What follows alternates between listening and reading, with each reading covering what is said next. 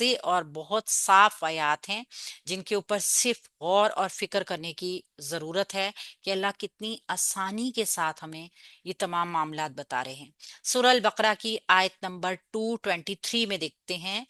اعوذ باللہ من الشیطان الرجیم، نساؤکم اور عورتیں تمہاری، ہر سن کھیتیاں ہیں، لکم تمہارے لیے، فَأْتُو چنانچہ تم آؤ، حَرْثَکُم اپنی کھیتیوں کو یا اپنی کھیتیوں میں، اپنی کھیتیوں کی طرف، انا جہاں سے، تم چاہو، تمہاری عورتیں تمہارے لیے کھیتیاں ہیں اور تم جہاں سے چاہو اپنی کھیتیوں میں آؤ، وقدموا اور تم آگے بھیجو، لِأَنفُسِکُم اپنی جانوں کے لیے، یعنی عمل کوئی نیکی کا کام، اور تم اپنی جان کے لیے عمل آگے بھیجو، واتقوا اور ڈرو اللہ تعالیٰ سے، وَاعْلَمُوا اور جان لو، انکم یقیناً تم ملاقوہ ملاقات کرنے والے ہو اس سے، وبشر اور خوشخبری دے دیجئے المؤمنین مؤمنین کو۔ تو یہاں پہ جو حکم دیا جا رہا ہے، یہاں پہ جو چیز بتائی جا رہی ہے،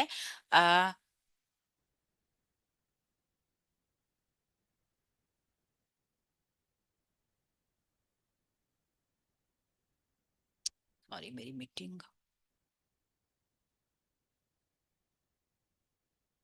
ہاں یہاں پہ جو چیز واضح کی جا رہی ہے، بتائی جا رہی ہے، اس کا اگر لب لباب دیکھیں تو اللہ تعالیٰ اپنا خوف، اللہ تعالیٰ اپنی سے ڈرنے کا حکم کس لیے دے رہا ہے کہ کوئی کام ہم ایسا نہ کریں جو اللہ کی اس عمل میں بھی، یعنی ایک مرد اور ایک عورت کے تعلق میں بھی کوئی عمل ایسا نہ ہو جو اللہ رب العزت کی ناراضگی کا سبب بنے۔ نساؤکم عورتیں تمہاری، یہاں پہ ہم دیکھیں نساء جو ہے اسم ہے، ہم جانتے ہیں کہ عورتیں ہیں تو ظاہر ہے وہ اسم ہے، اور یہ جمع مکسر ہے، ہم نے دیکھا تھا امرأتن کی، تو جمع مکسر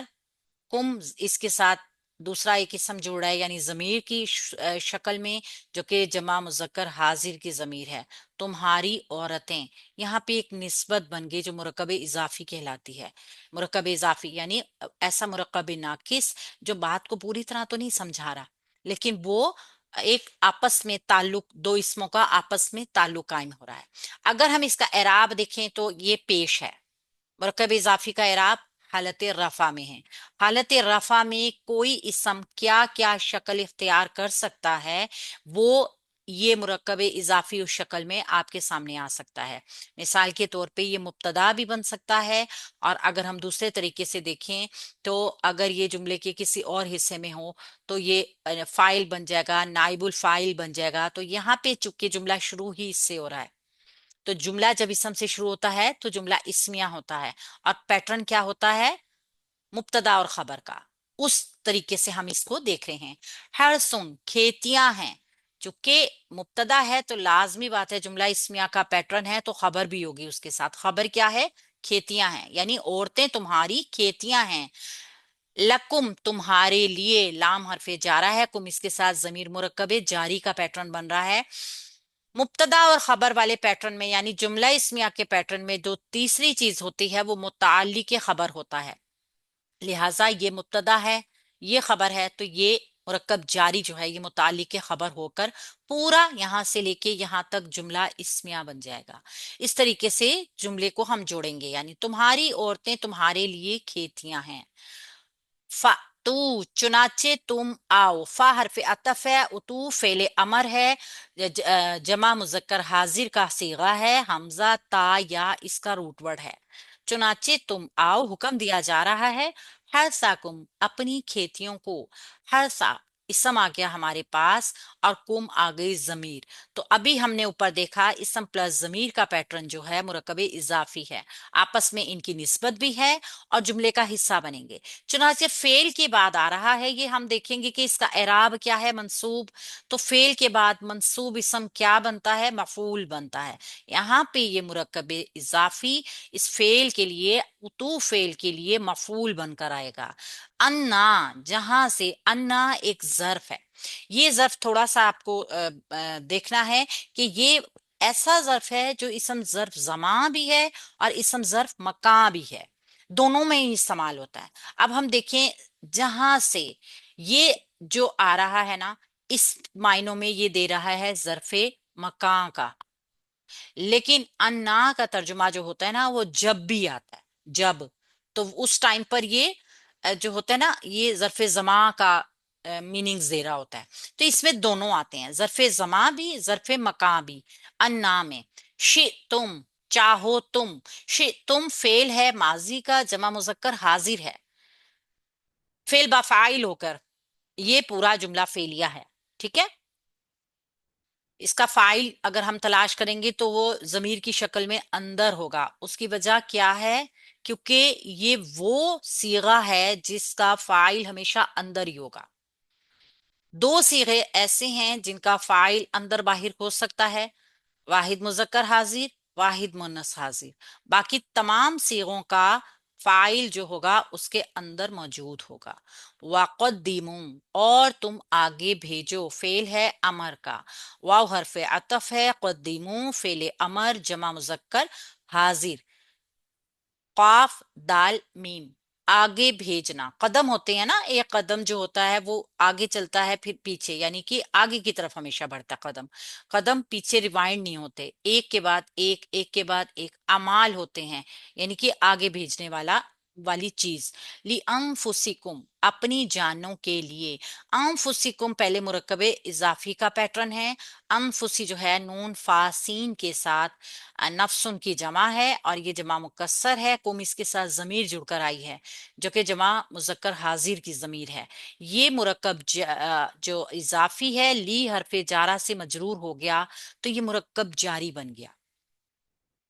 ٹھیک ہے۔ تو قدمو فعل ہے اور یہ مرکب جاری کی شکل میں متعلق فعل ہو گیا، تو یہ فعل با فاعل اور یہ متعلق، یہ بھی پورا ایک جملہ بن گیا۔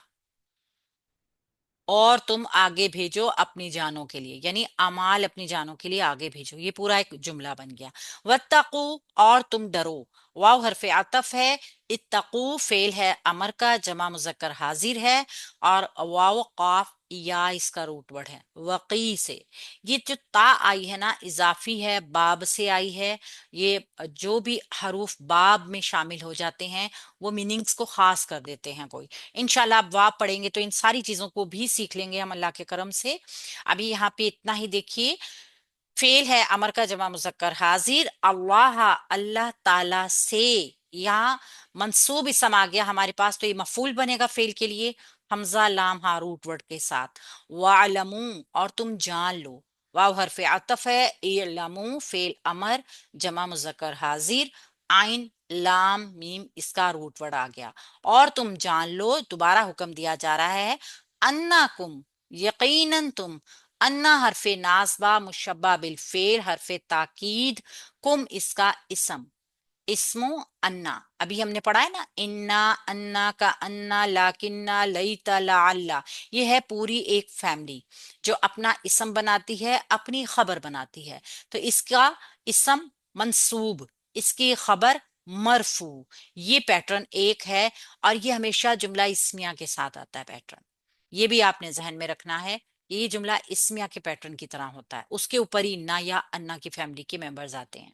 ملاقوہ، ملا میم شروع میں پیش والا ہے، اسم کی علامت بھی ہے، والا والی والے کے لیے آئے گا، یعنی اسم الفاعل ہوگا، یہ اصل میں یہ کیا تھا، ملاقونا۔ اگر ہم اس کو دیکھتے ہیں، میں کرسر ہٹا رہی ہوں اس کے اوپر سے کیونکہ وہ نیچے سلائٹ آ جاتی ہے، ملاقونا تھا یہ، کیونکہ یہ مضاف بنا اس لیے اس کا نون گر گیا، ہم نے دیکھا تھا نا، پڑھا تھا کہ مثنیٰ کے صیغوں کا نون اور جمع کے صیغوں کا نون جب مضاف بنتا ہے کوئی اسم تو وہ ڈراپ ہو جاتا ہے، تو یہ بھی ملاقونا تھا، ملاقات کرنے والے، لیکن مضاف بن گیا تو اس کا نون گر گیا، ملاقوہ ملاقات کرنے والے اس سے،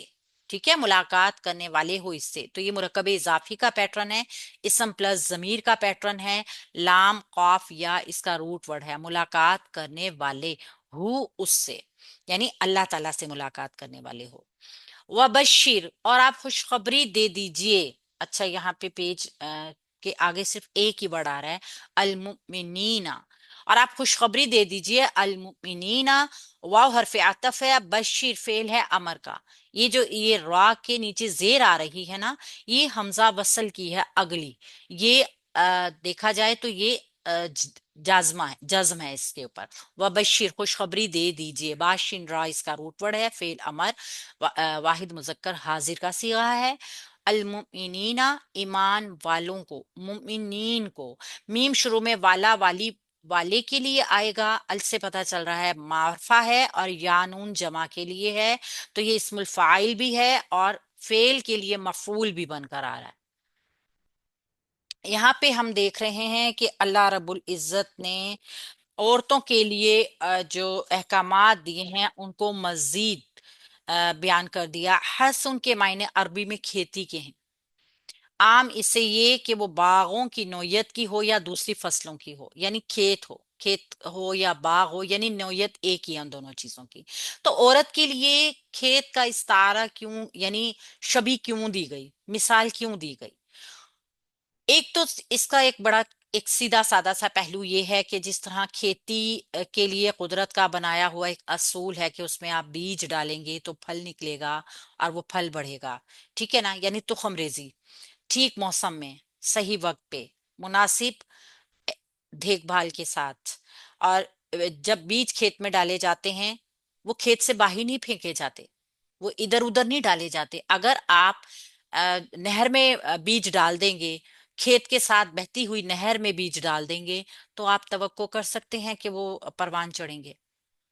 کبھی بھی نہیں ہوں گے نا۔ تو یہ دیکھیں یہ کانسیپٹ کتنا ایزی ہے سمجھنا کہ عورت کے ساتھ ایک فطرتی تعلق کیسے قائم کرنا ہے۔ کھیتی کی مثال اس لیے آئی ہے، اس چیز کو واضح کرنے کے لیے آئی ہے کہ آپ نے جہاں بیج ڈالنا ہے وہیں سے پھل نکلنا ہے، جیسے کھیت میں ہوتا ہے، آپ کھیت میں بیج ڈالیں گے یا کسی بھی درخت کو جب آپ اگاتے ہیں تو وہ زمین اس کا کھیت ہوتی ہے نا، آپ جس جگہ پہ بیج ڈالیں گے پھل وہیں سے نکلنا ہے۔ ارد گرد ادھر ادھر اگر آپ ویسٹ کر دیں گے تو پھل کی امید پھر نہیں رکھی جا سکتی۔ اور یہ مرد اور عورت کا جو تعلق اللہ نے بنایا ہے، یہ اللہ نے فطرت کے حساب سے بنایا ہے، اور یہ نسل پروان چڑھانے کے لیے ہی بنایا ہے۔ تو کوئی بھی کسان اس ضابطے کے خلاف اگر کام کرے گا تو پھر وہ اللہ کی فطرت کے خلاف ہوگا۔ اسی طرح عورت کے لیے بھی فطرت کا یہ ضابطہ ہے کہ ایام ماہواری کے زمانے میں یا پھر ایام ماہواری میں وہ کوئی غیر شرعی طریقے سے جو ہے وہ شہوت نہ کرے۔ اور پھر اللہ تعالیٰ نے مطلب کسی بھی عقل مند یا سلیم الفطرت انسان کے لیے اس کا ارتکاب کرنا جائز قرار نہیں دیا۔ تو یہ آیات جو ہے نا، نیچے والی آیات آگے اور مزید اس کی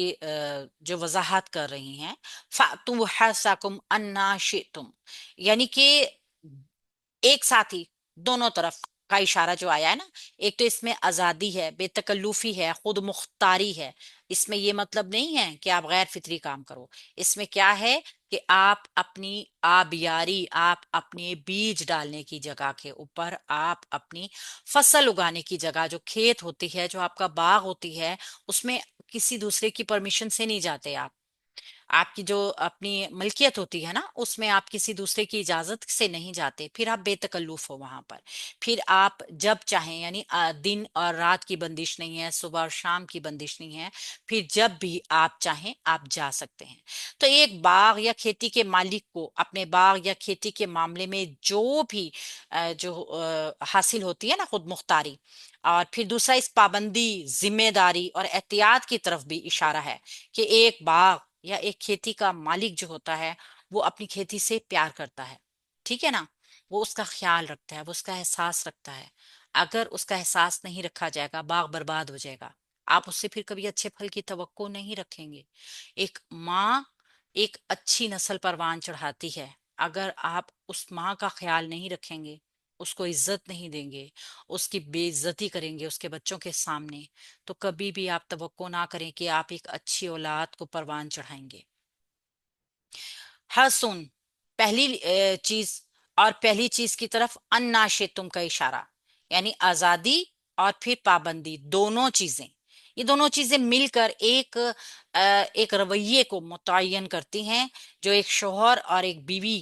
کو ایک دوسرے کے ساتھ معاملات میں طے کرنا چاہیے۔ اور یہ کیوں کرنا ہے؟ کیونکہ ہم اعمال آگے بھیجے جائیں گے، یعنی جو کچھ آپ کریں گے وہی اللہ رب العزت کے ہاں ریکارڈ کیا جا رہا ہے۔ تو اللہ کا ڈر ہے، اللہ کا خوف جس انسان کو ہے کہ وہ اللہ سے ملاقات کرے گا تو وہ ڈرے گا، وہ ڈرے گا ہر اس کام سے جس سے اللہ تعالیٰ نے منع کر دیا۔ اور اللہ تعالیٰ نے پھر یہاں خبردار بھی کیا، وَعْلَمُوا، اور جان لو۔ تو ہر شخص یہ چیز جانتا ہے بہت اچھی طرح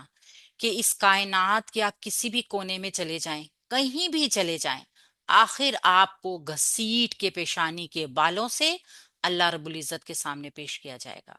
تو خوشخبری کن کے لیے دے دی گئی؟ مومنین کے لیے۔ مومنین کون ہیں؟ جو اللہ تعالیٰ سے ڈرتے ہیں، اس کے اوپر ایمان لاتے ہیں۔ اب یہاں پہ دیکھ، اگر آپ ایک کانسیپٹ دیکھیں، وَبَشِّرِ الْمُؤْمِنِينَ وَبَشِّرِ الْمُتَّقِينَ بھی تو ہو سکتا تھا نا، تقوی اختیار کرنے والوں سے